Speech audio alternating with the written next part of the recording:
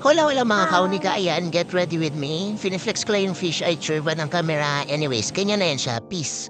Ayan, nakita nyo na sa trabaho ako. So, ipapakita ko lang sa inyo kung ano yung daily routine ko sa mukha kong ito. Kahit kanya na yung mukhang yan, pero sige lang, i-flex pa rin natin yan at ipakita natin yung mga ginagamit natin galing sa Says Lady. Ayan, ang gaganda ng mga products nila.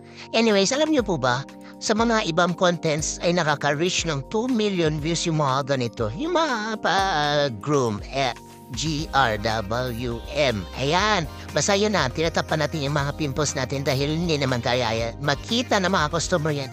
Ayan, una foundation, basta yan na, tapos takpan na natin ng concealer yung mga pimples natin. Bakit ba yung iba nakaka-reach ng 2 million views samantalang tayo hindi man lang makaabot ng 100? Sana naman pagbigyan nyo naman ako. I-boost naman tong video na to. Nakikita yan ni Shido yung ginagamit ko sa eyebrows ko. Yan. Lagi-lagi tayo ng eyebrows kasi manipis yung eyebrows natin. Kasi nipis nung pagtingin nila sa atin. Basta yan na yan. Nakikita nyo naman, ginagamit ko na yung napakagandang lash curler ng Sis Lady. Haha, piniflex ko lang. Then number 2, yun na ginagawa ko na inaayos na natin yung concealer natin.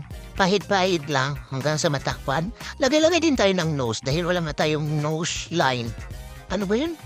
Gusto ko na talagang magpa-nose lift. Anyways, yan, lagay-lagay na tayo ng lipstick. Alam mo ba, dapat light lang yung lipstick kasi nga parang hindi naman maganda kapag nasa work yung lips na lang yung titingnan nila dahil napaka-red.